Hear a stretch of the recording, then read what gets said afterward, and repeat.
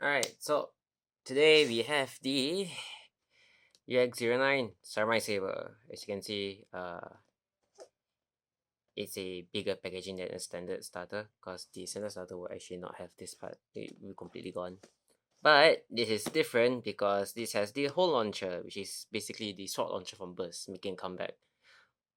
And it has a longer ripcord in green, but yeah, and it also has rubber grips, so that's something interesting. Right, then at the back we have the user tanker. I think that's the name. Yeah.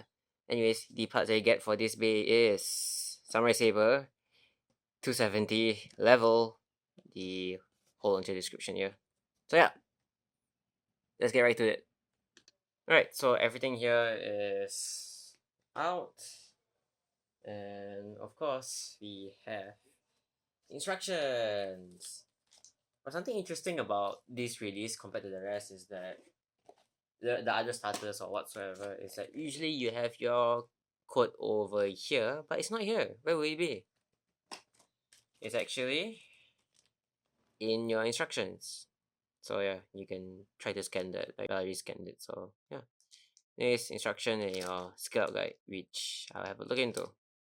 Which is well, a recommended, I guess, booklet for you to look at. Anyways, the level 1 tells you how to use the whole launcher basically. Number 2 shows you a recommended combo based on the 3 items that you have there, which is the O9 Samurai Sabers level bit, followed by the 470 from the Crimson Garuda BX38, and then the Nightmare Blade, which is from UX10.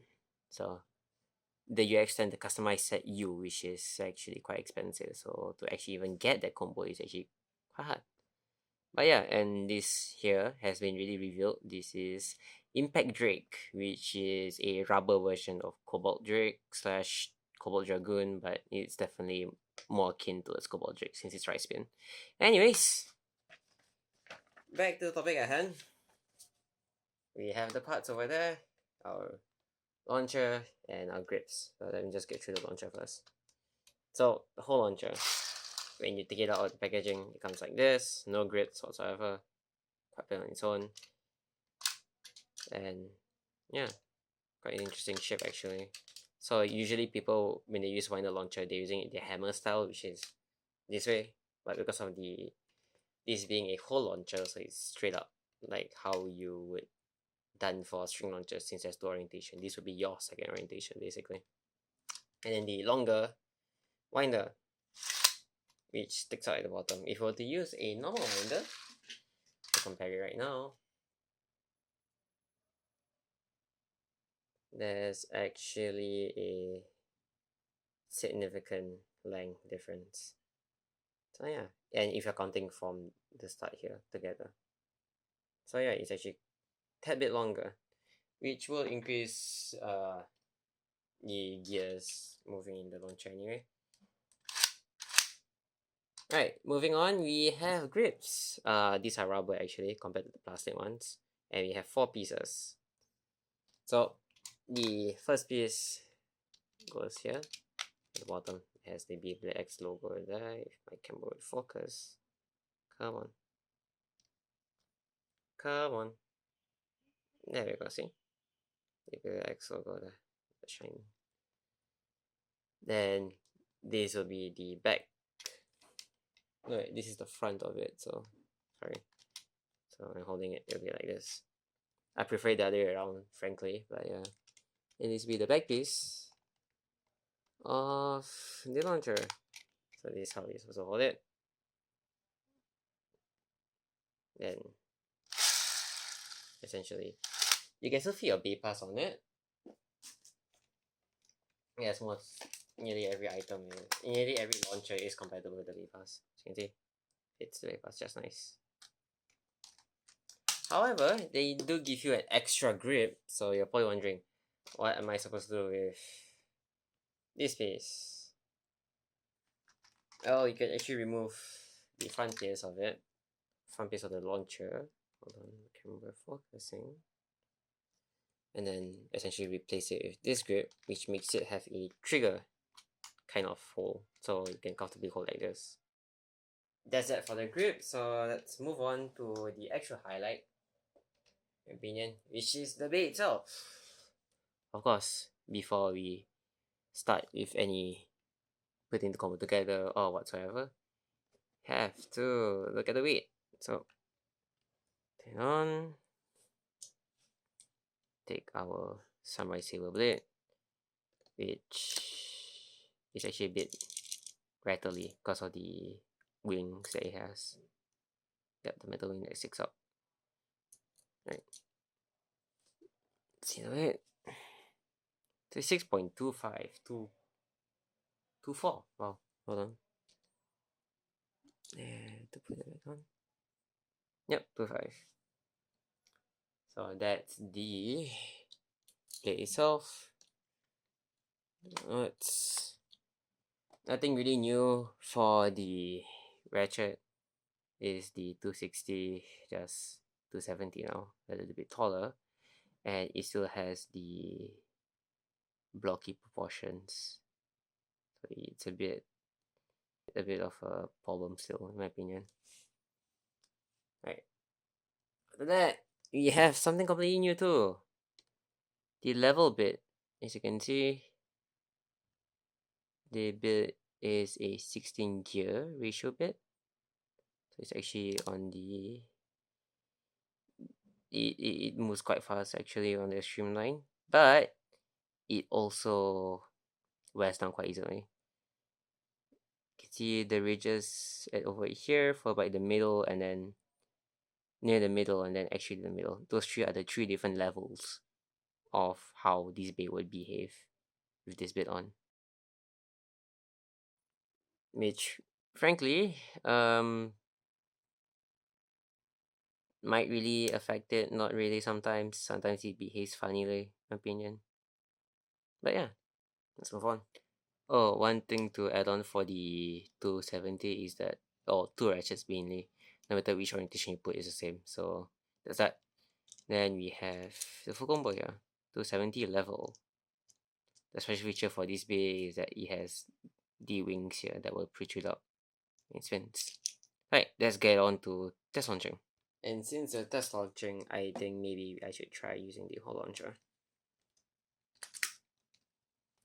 3, 2, 1, go shoot!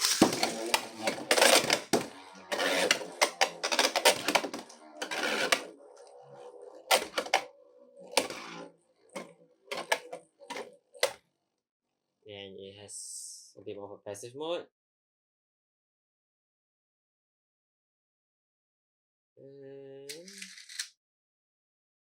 Yeah, for an attack type bit, it has a lot of stamina. I feel like this is more akin to a balance bit, sorry, than anything else actually, because it feels like it has a bit more spin finish potential compared to any other flat bits. It is totally behaving like point to me personally. And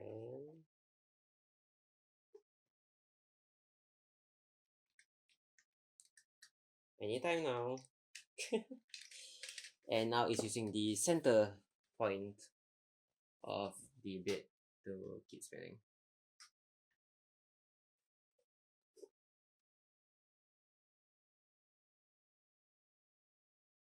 Wait for it. Alright, so that's how we're gonna make it fight against Drumbuster 760 flat, which is my own personal combo that I really like. 3, 2, 1, go shoot! 3, 2, 1, shoot!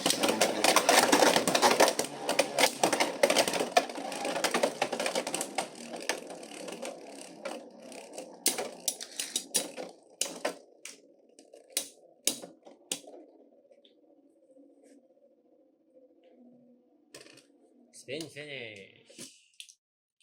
Alright, this is again, but I'm gonna put Drumbuster first.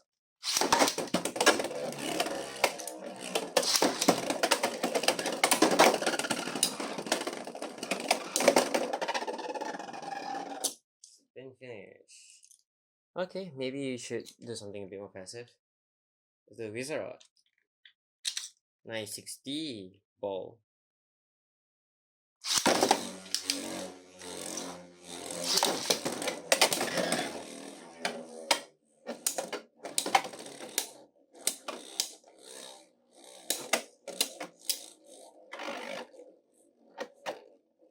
Okay, get the level bit going.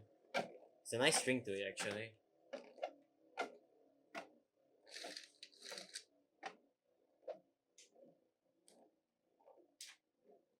Oh, might be a spin finish by wizard rod. Oh, we can hear the extra wings, the extra blades, sorry, hitting. Spin finish. 3, 2, 1, go shoot.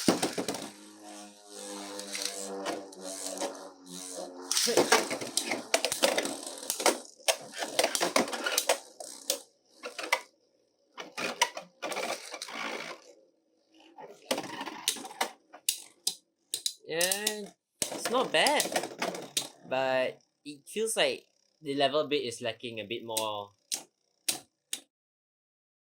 Like it lacks a bit more impact in my opinion. But due to it being three different ways, I think maybe if you could angle it the right way, maybe you could make it work. But yeah, I do think that the extra blades does kind of work a little bit. Do I personally think that this is a good release? Not really. I feel like it can be a little bit more improved due to the fact that the ratchets are two. But all in all, it does feel like a good white release as the blade is good counter against Dragoon from my testings outside.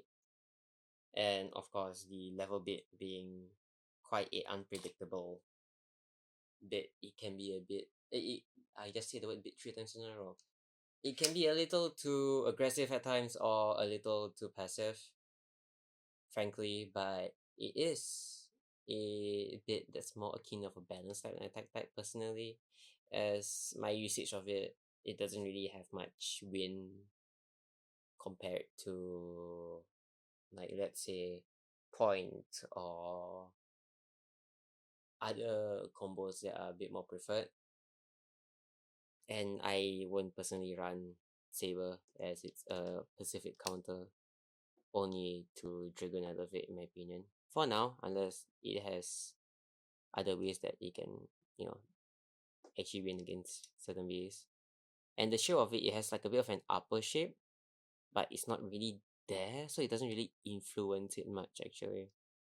Or it's like a bit, you can kind of see the curve there. It's a bit of an upper, but isn't really up there. So yeah, so that's my thoughts on it. So what you guys think? Let me know if you guys really want to. So yeah, that's it from me. See ya.